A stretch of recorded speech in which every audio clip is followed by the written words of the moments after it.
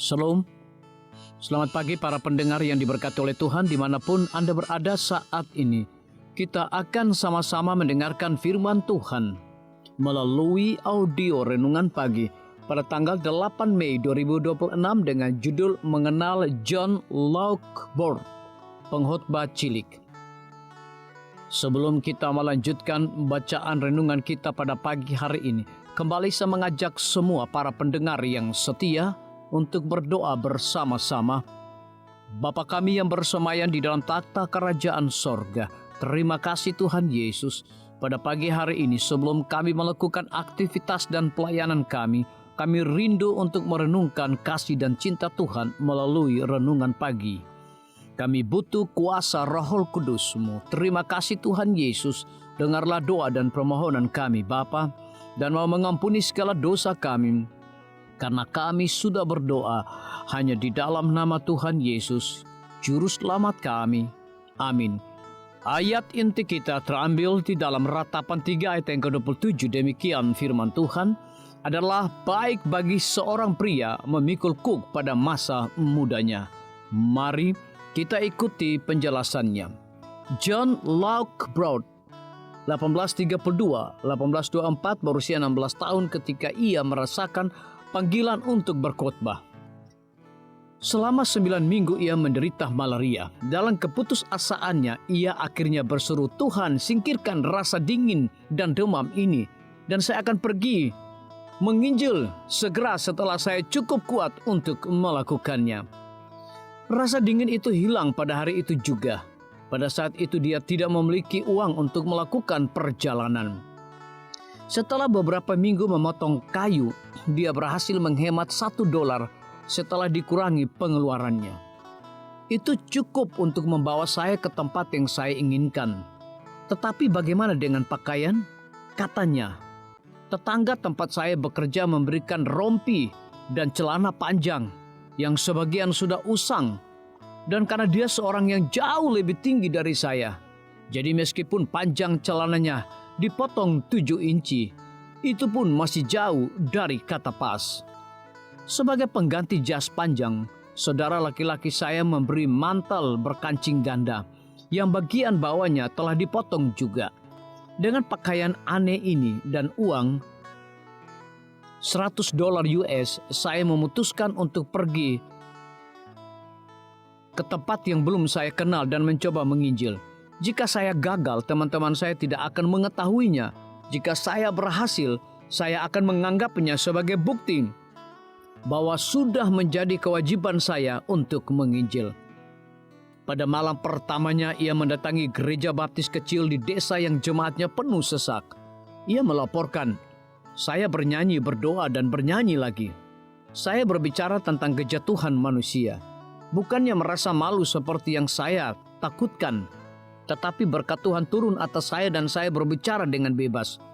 Keesokan paginya, saya diberitahu bahwa ada 7 pendeta yang hadir malam sebelumnya itu. Malam berikutnya tempat itu kembali ramai.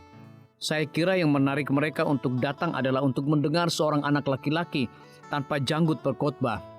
Pada akhir khotbah saya, pendeta jemaat bangkit dan menyatakan bahwa pada malam berikutnya pelayanan latihan yang menyanyi akan dimulai. Jadi perbaktian dengan saya harus ditiadakan. Kemudian seorang yang bernama Tuan Thompson berdiri dan berkata, Tuan Lockbord, latihan bernyanyi ini telah direncanakan untuk tujuan dibawakan saat penutupan pertemuan dengan Anda. Pada saat itu Thompson meminta pendeta muda itu untuk memindahkan pertemuannya ke gedung sekolah besar, tempat ia bertugas sebagai pengurus. Dan sekali lagi pengkhotbah Advent hari pertama yang sedang berkembang itu berhasil. Jika ia memiliki jiwa yang kurang berani, mungkin ia telah gagal. Saya terlalu takjub bahwa Tuhan penuh kasih karunia dapat memberkati persembahan yang tampaknya paling sederhana sekalipun ketika persembahan itu diberikan dengan rasa penuh penyerahan.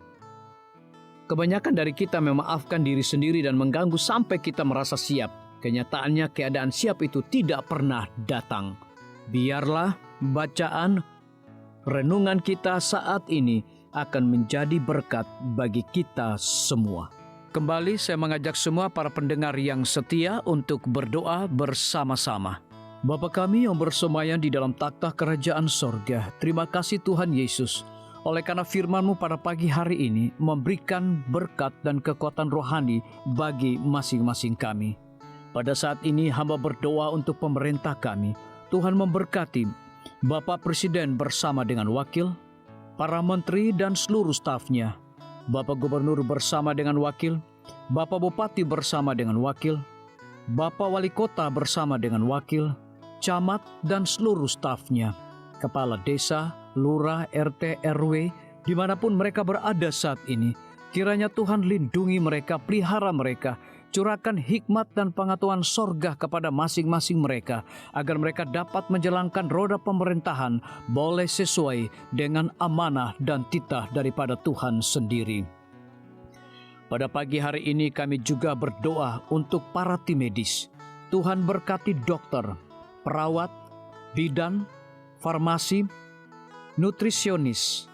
Kiranya hikmat dan pengetahuan sorga, roh dedikasi yang tinggi, roh kelemah lembutan Tuhan berikan kepada masing-masing mereka, agar mereka dapat memberikan pelayanan yang terbaik bagi setiap pasien yang membutuhkan pelayanan mereka setiap hari. Kami juga berdoa untuk guru-guru, kepala sekolah, siswa, mahasiswa, bahkan dosen di setiap lembaga pendidikan.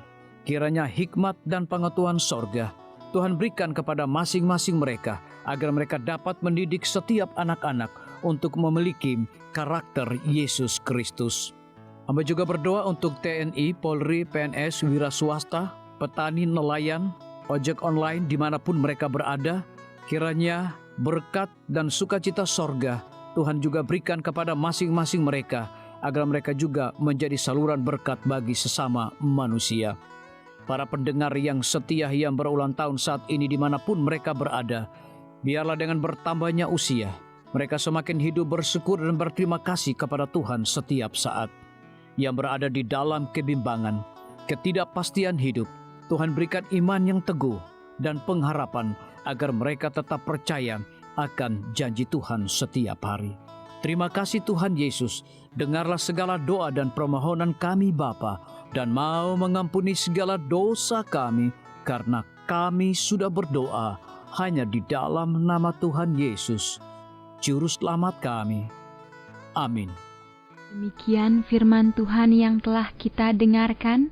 Semoga hari ini menjadi berkat bagi kita semua. Sampai jumpa, Tuhan memberkati.